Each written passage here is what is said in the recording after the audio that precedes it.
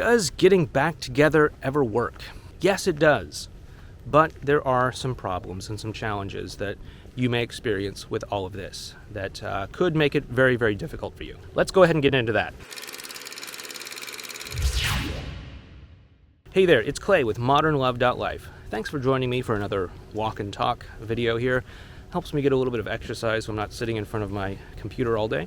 But anyway, let's go ahead and talk about this. Does getting back together ever work? There's a lot of people out there who have bad experiences getting back together or trying to get back together. You know, maybe they did get back together with their ex, but then they ended up breaking up again. There's people out there who think it's impossible to get back together with your ex. They say, you know, breakups happen for a reason. It's called a breakup because it's broken. Never give your ex a second chance, all that sort of stuff. And sure, maybe there's some validity to that. Maybe there's sometimes that makes sense for certain people. But it's not necessarily true. So many people think that breakups are this thing that you can never recover from because of a lot of misconceptions. Number one, people generally, after a breakup, behave in a way that's not going to help them with their relationship. It's just not going to help them get back together. You know, they do the whole begging, they do the whole pleading thing, they do the whole like texting and calling like a million times kind of thing. I've been there, I've done this myself. I'm not trying to like put you down or anything like that.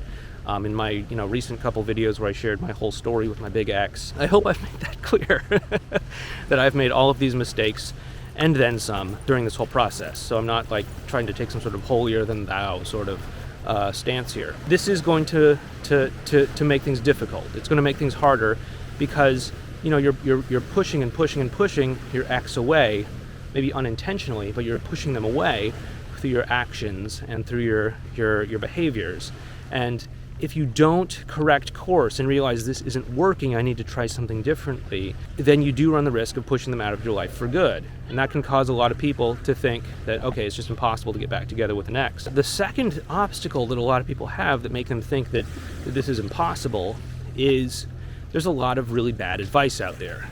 Of course, there's the harmless enough advice out there that we call fortune cookie advice. It's just these like little snippy quotes that you might hear in a fortune cookie. Like time heals all wounds. If it's meant to be, it's meant to be. If you love someone, let them go. If they come back to you, they were yours all along, and all that sort of stuff. That basically just sort of puts you in a passive state where you're like, okay, well, you know what? If we're going to get back together, then it'll happen. I don't have to do anything. I don't have to be an active participant in it, and all that sort of stuff. And then you just have like plain out bad advice. This is where all the reverse psychology, mind game manipulation stuff comes into play. Like, I don't know, paying attractive people money to pose in photos with you so you can post them online to make your ex jealous or so. I don't know if people still do that with COVID and everything, but for a while people were doing that.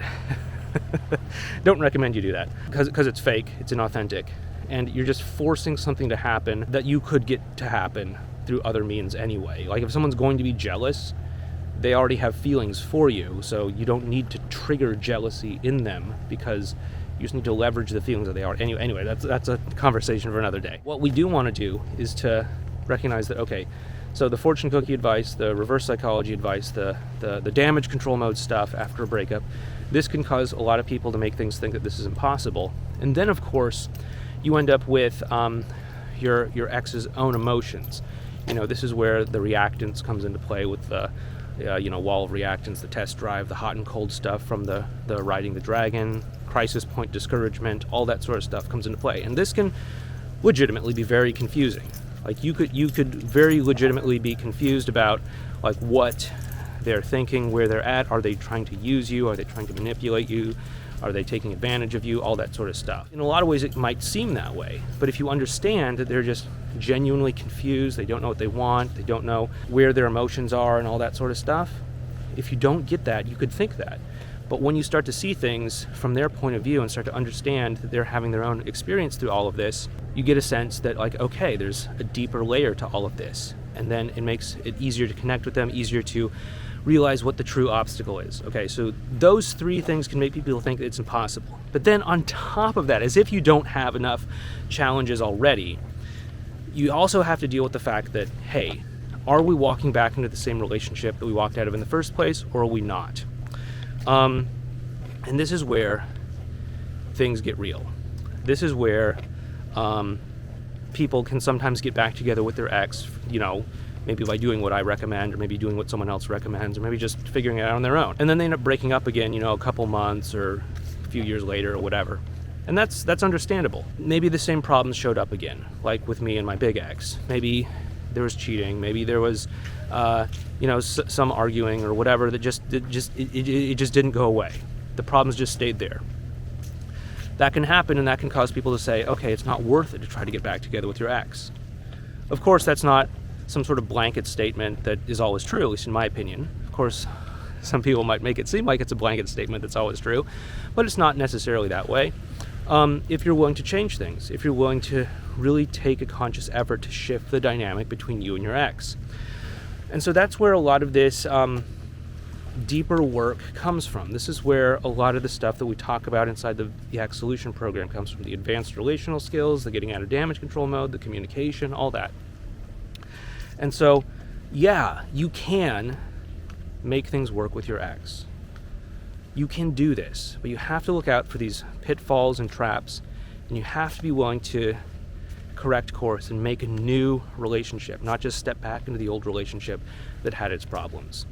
And if that's something you want some help with, the Ex Solution program is a great place to start.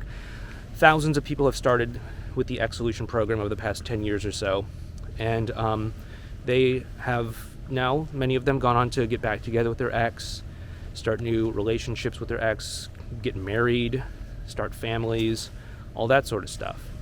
I'd recommend that most people start there. I'd recommend that you probably start there as well too. You can find information on that over at modernlove.life/ESP, or just go to the link down below in the description box. But anyway, yeah, you can do this. You can make this happen, but you have to not fall into a lot of the traps that make people think it's impossible. Anyway, I hope this helps you out.